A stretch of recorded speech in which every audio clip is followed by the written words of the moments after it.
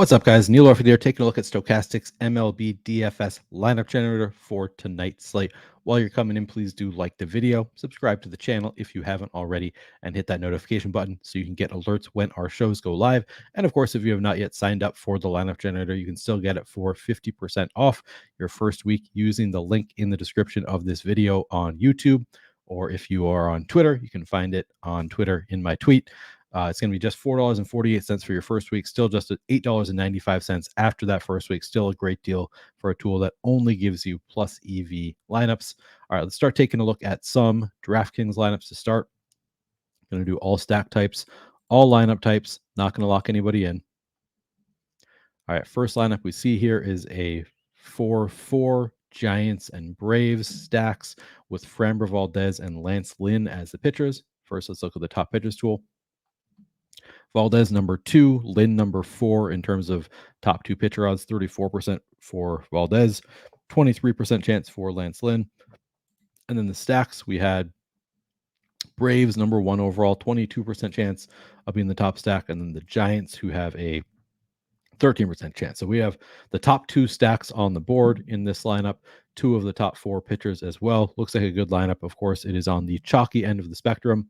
So again, these lineups have all been found to be plus EV. So it is chalkier than I typically like to play, but it's a fairly short slate. You're going to have to probably get some ownership in your lineups. Still looks like a nice lineup overall. All right, I'm going to save that one.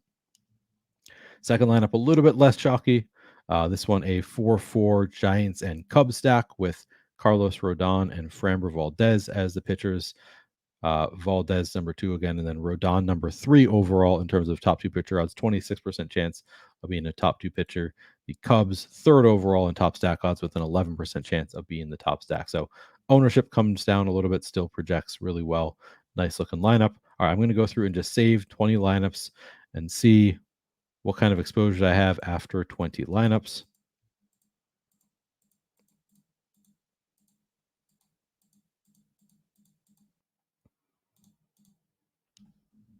All right, so we got to 60% Framber Valdez, then 60% Wilmer Flores and JD Davis as well. Lance Lynn, our second highest owned pitcher, at 40%. So fairly spread out overall. We do have a good amount of Giant stacks.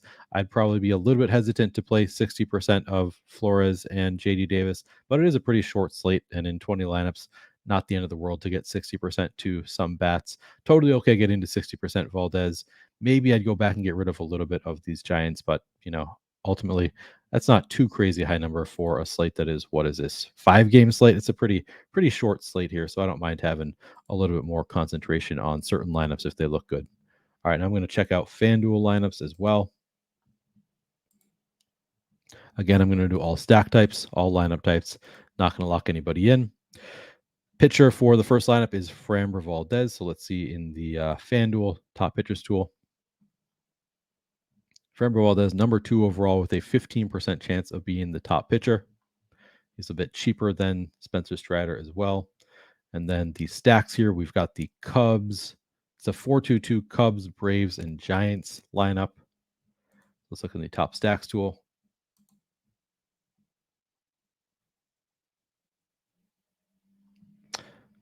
Cubs with an 11% chance of being the top stack. They are number 4 overall. Braves and Giants, number 1 and number 2. The Braves with a 22% chance of being the top stack. Giants with a 13% chance of being the top stack on FanDuel. All right, I'm going to save this lineup. Second lineup we have here is a 4-4 Yankees and Giants stack with Spencer Strider as the pitcher. As we saw, Spencer Strider, number 1 overall in top pitcher odds. And then we have the Yankees as the new team here.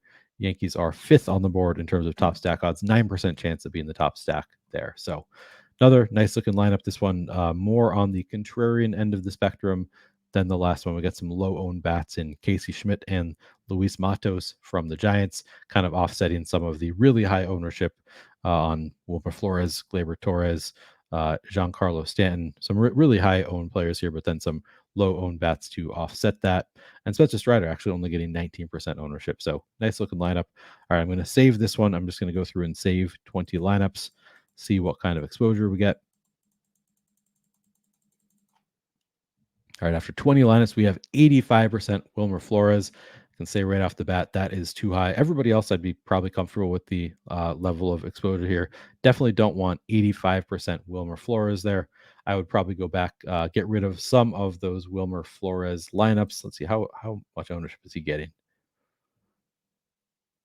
Flores at 25% ownership. So probably go back and find some contrarian stacks would be my approach. I'd get rid of 4 or 5 of these lineups that are stacked with Flores in them, and I'd go to try to find some lineups without Flores in them, which you'd probably be best off looking at contrarian lineups. Given that he's getting 25% ownership, you're more likely to find some that don't have him in there. Again, I'm nitpicking. These are all plus EV lineups. It's just a matter of how much risk you want to take on. I don't think I need Flores to be in 17 of my 20 lineups. I'd rather take on a little bit less risk than that, get rid of some of those Flores lineups, but not the end of the world if you don't mind taking on a little bit more risk. Flores obviously projects really well point per dollar here. That's part of the reason he's getting 25% ownership. All right, that is going to do it for this video. Thanks for watching, guys, and good luck tonight.